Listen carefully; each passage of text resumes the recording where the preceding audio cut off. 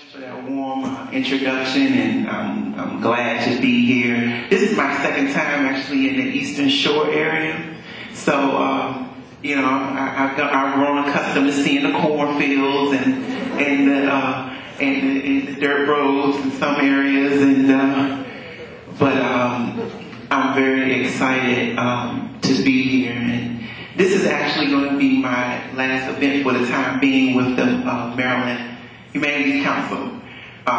We had several events throughout starting in August up to this time across the state, where I had the opportunity to meet many people who've been inspired by the Book of Hope and the Unseen. And so I am so grateful and amazed, even 10 years later, at the response that people have had toward the Book of Hope and the Unseen, as I view my life as portrayed in the book as not a black story, but it's a human story.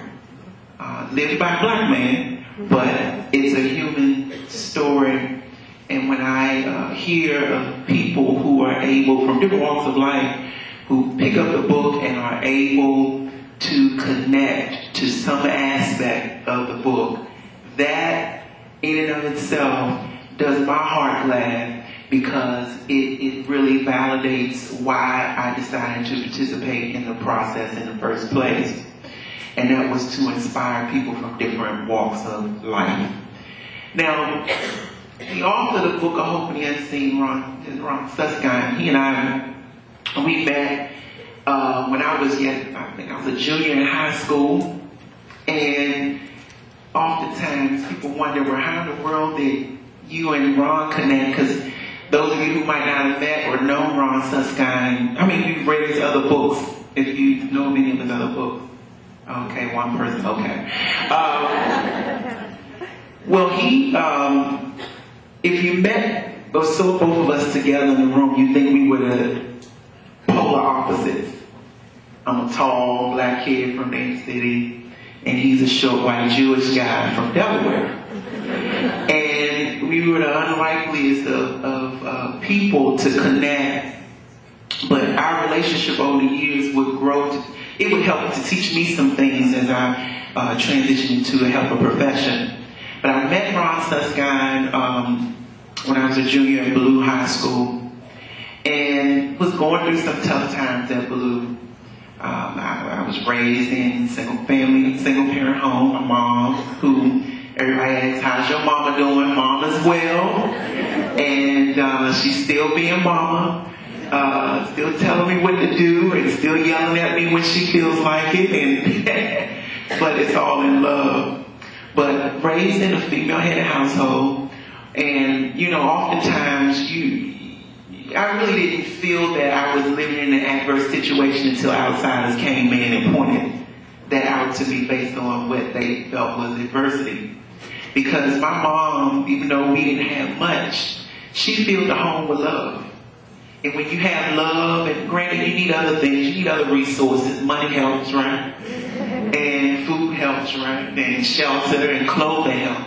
But when you have that love there, that genuine, unconditional love, and then you couple that with our faith, was raised in the apostolic church, and, you know, was schooled on, you know, the Word of God, and it's very much a part of my life, and having been very active in church, and singing on the choir, and even ministering the Word of God, you know, has helped me throughout the years, because it's so seasoned my life, and helped me to see that despite the troubles that I was facing growing up in D.C., that there was a future for me that was brighter and that would be greater than what I was experiencing at that time. So it gave me something to push toward and to look forward to.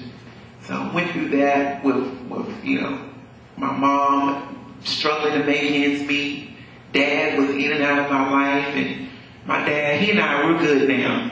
We have a better relationship now than we did before, but he's been in and out of jail for about 40 years of his life. And as a young boy, it was very hard trying to build a relationship with him, because I really wanted to have that father-son relationship and to really understand and know that other side of me. There was just such a void there for many years, and having to go through that.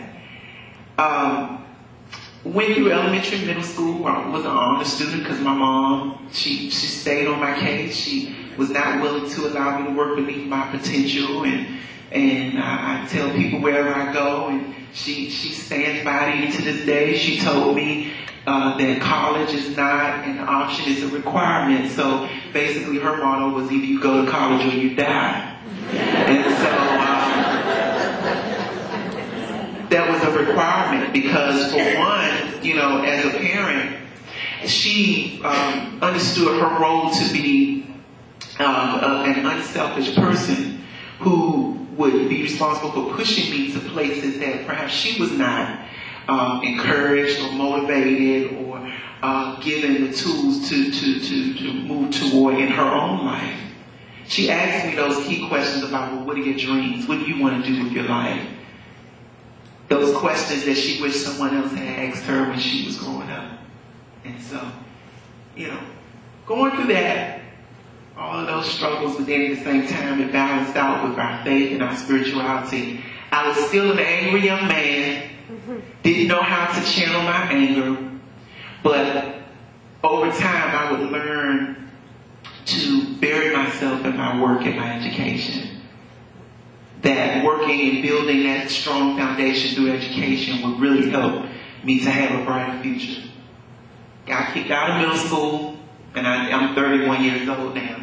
And I tell people all the time, that's one of the best things that could have ever happened to me, because it showed me the importance of making better choices in my life.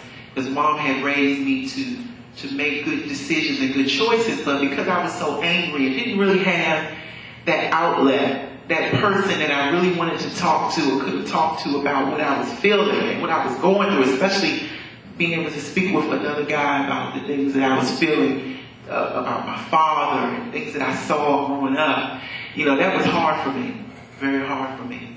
And so it played out in school, and I got kicked out for being disrespectful and getting into fights all the time. Got kicked out of my magnet middle school and got sent over to my neighborhood high school.